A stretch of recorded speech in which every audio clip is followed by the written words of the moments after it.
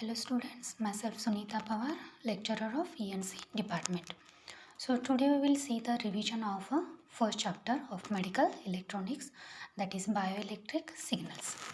So on this chapter you are getting the questions up to the 20 marks. So we'll see the important questions. So first, what is electrode?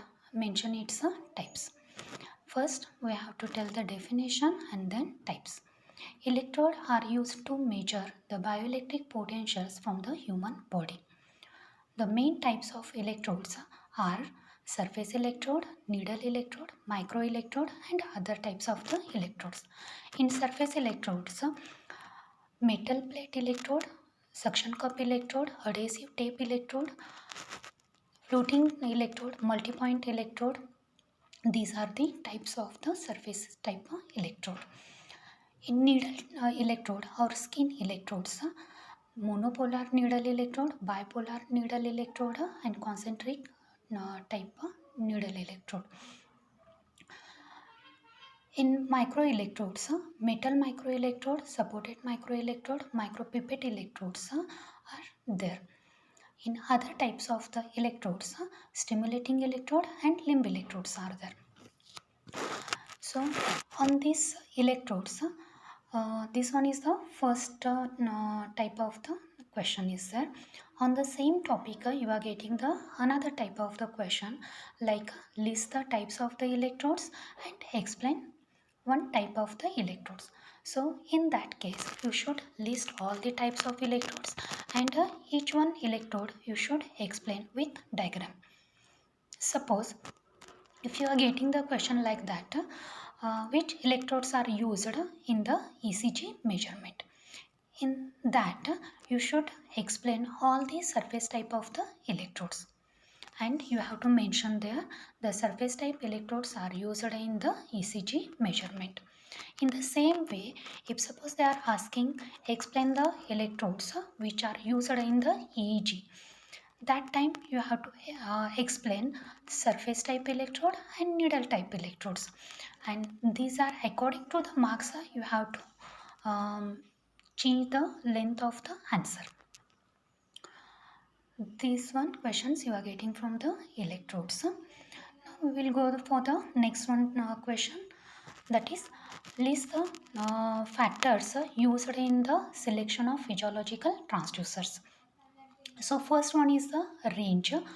In that, the range of the transducer output should be large enough to include all expected magnitudes of the measurement. Next one is the sensitivity. Third, electrical output characteristics. In that, the frequency response of the load line, and output impedance is very important, and it should be compatible with the recording device. Fourth is the physical environment. In this, whenever you are doing the measurement, that time which are the environmental conditions like temperature, vibration, shock, these one conditions does not affect on the electrodes or transducers. Third one, next one is the errors are there. So in that, the errors during the measurement it should be less. These errors may be because of the temperature or vibration or any other conditions. The next one, and this one question you are getting for the 5 marks. In that, you have to list all the 5 factors, and little bit you have to explain that each one. Next one is the explain the action potential and resting potential. So first we will see the resting potential. When the cell is in the resting state, that time we are getting this potential. So it's called as a resting potential. So all we know that one. Inside of the cell and outside of the cell, the fluid is present. That is electrolyte fluid is there. So in that there is a principal charges sodium, potassium and chloride is there. So at the resting state, the cell membrane it having the some characteristics. So because of these characteristics, it allows the movement of the sodium ions to pump out the cell. Means the positive ions, that is a sodium positive ions, are moved outside of the cell, and outside of the cell the concentration of the sodium ions is the more as compared to the inside of the cell fluid. So we are getting the imbalance of the charge. So to balance this charge, some of the potassium ions is tried to enter into the cell. But this movement of the potassium is very slow. So we are getting the imbalance. And whenever we measure the potential across the cell membrane, then we are getting the electrical potential. And that one potential is called as a resting potential. And usually the resting potential of the cell is the minus 90 millivolt is there. So in the resting potential we are getting like this. Outside of the cell positive ions are there, and inside of the cell negative ions are there, and this one potential is the minus 90 millivolt is the action potential. We will see the action potential of the cell. So whenever we are giving the external stimulation for the cell, then it changes its characteristics. And because of this change in characteristics, this cell membrane, it allows to enter the sodium ions into the cell, and this one process is very fast. So maximum sodium ions are enter into the cell membrane, and inside of the cell the count of positive ions of sodium is high as compared to the outside of the cell membrane. So we are getting here imbalance of the charge, and to balance this one, which are potassium ions are present inside the cell, they are try to come outside the cell to balance the charge. But the movement of the potassium is very slow as compared to the sodium ions. So we are not getting the balance of the charge. And whenever we are measure the potential across the cell, then we are getting the plus 20 millivolt across the cell membrane, and this one potential is called as action potential of the cell. During the action state, inside of the cell the more positive ions are present, and outside of the cell more negative ions are present. This one diagram for the action potential. Next, we will explain the ECG waveform. In that, waveform is very important. So whenever you draw the waveform, you should draw the correct. In this waveform, three waves are very important. That is P wave, QRS wave and a T wave. So during the P wave, we are getting depolarization and contractile of the both atrias. And during the QRS waveform, we are getting the two actions.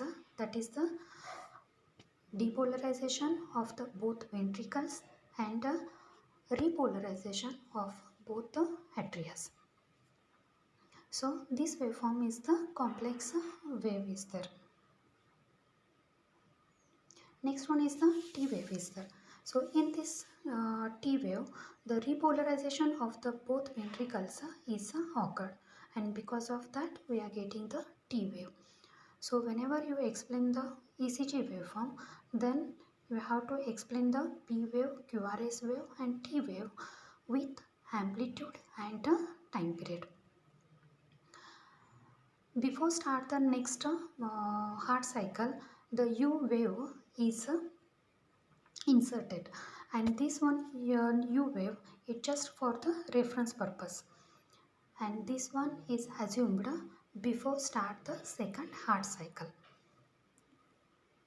So this one is the ECG waveform is there, and whenever you explain the ECG wave, then you should explain with amplitude and time period of each wave.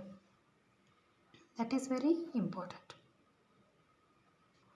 Another one question you are getting from the first chapter, that is explain potential waveform of the cell. So in that you should draw the waveform correct and properly. So each one amplitude, which one you are showing, that one it should be refer with the stimulation. Here they are giving the current stimulation, and before current stimulation the potential of the cell it remains the minus 90 millivolt only. Once you are giving the potential not potential stimulation externally, then potential of the cell is decreases towards the zero, and then regeneration of the potential is a start. Once you got the action potential, then it remains for a moment in that state only, and during that time only we are getting the small two short periods. The first one is the absolute refractory time period, and another one is the relative refractory time period. That one you should explain. So absolute refractory time period means once your cell is goes into the action state, after that there is a short time period. During this time, if you are giving the strong external stimulation, then that stimulation is not having the any effect on the cell potential.